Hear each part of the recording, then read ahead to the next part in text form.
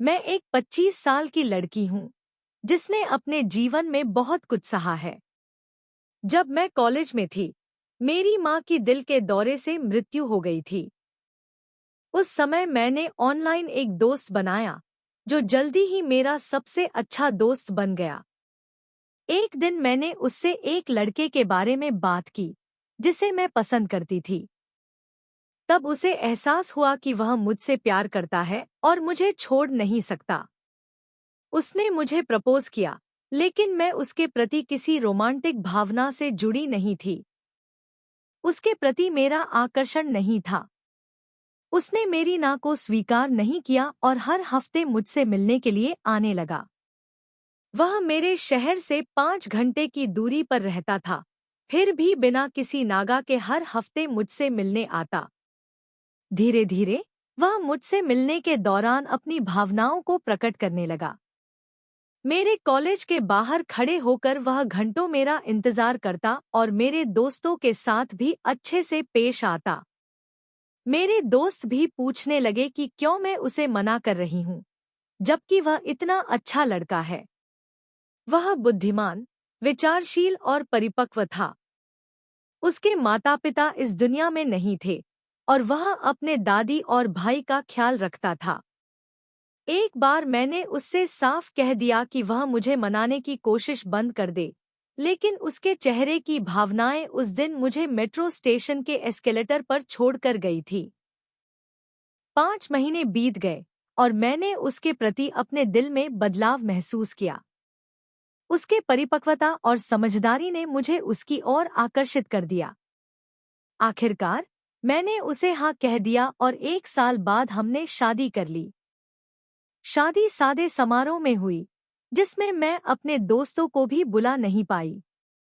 सुहागरात के दिन उसने मुझे एक नया फोन दिया, लेकिन हमने शारीरिक रूप से कोई संपर्क नहीं किया। हनीमून पर भी हम नहीं गए, क्योंकि उसकी दादी हमारे साथ रह रही थी। कुछ समय बाद मुझे एहसास हुआ कि वह मेरे साथ अंतरंग होने की कोशिश नहीं कर रहा था। पहले मैंने सोचा कि ऑफिस के तनाव के कारण वह थक जाता होगा, लेकिन जब यह हर दिन की बात हो गई, तो मुझे शक हुआ। एक दिन मैंने उससे इस बारे में बात करने की कोशिश की, लेकिन उसने मेरे सवालों का कोई स्पष्ट जवाब नहीं दिया और सोने चला गया। जब मैंने उसे जोर देकर पूछा, तो वह इतना चिढ़ गया कि उसने मुझे थप्पड़ मार दिया। उसके इस व्यवहार से मैं स्तब्ध थी। यह रोज का मामला बन गया और हम एक रूममेट की तरह रहने लगे। बाहर के लोगों के सामने हम एक खुशहाल जोड़े की तरह दिखते थे, लेकिन हमारे बीच कोई शारीरिक या भावनात्मक संबंध नहीं था। रात को जब वह मेरे बगल में खर्राटे लेकर सोता, तो मैं चुपचाप रोती रहती। मेरी समस्या केवल शारीरिक संबंध की कमी नहीं थी, बल्कि यह थी कि वह इस बात को स्वीकार करने से भी इनकार करता था। वह मेरे साथ रोमांटिक या भावनात्मक रूप से भी जुड़ने की कोशिश नहीं करता था। मैंने हर संभव तरीका अपनाया, लेकिन चीजें कभी नहीं बदली। 3 सालों तक मैं इस झूठी जिंदगी को जीती रही। लोगों के सामने खुश रहने का ढोंग किया और कई बार मेरे ऊपर शारीरिक हिंसा भी हुई। मेरी तो माँ और बहन भी नहीं थी, जिससे मैं अपने दिल की बातें कह पाती।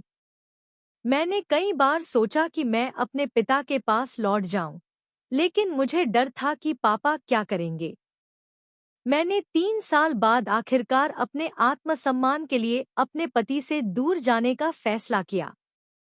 हमने तलाक के लिए कोर्ट में याचिका दायर कर दी है और मैं अब एक दूसरे शहर में अपनी दोस्त के साथ रह रही हूँ। आज भी मैं प्यार और लोगों पर विश्वास करती हूँ।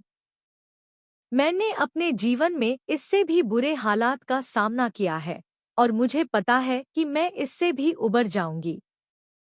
मुझे यकीन है कि एक दिन कोई ऐसा व्यक्ति मिलेगा जो मुझे सच्चा प्यार देगा और मेरे लिए एक बेहतर जिंदगी बनेगी।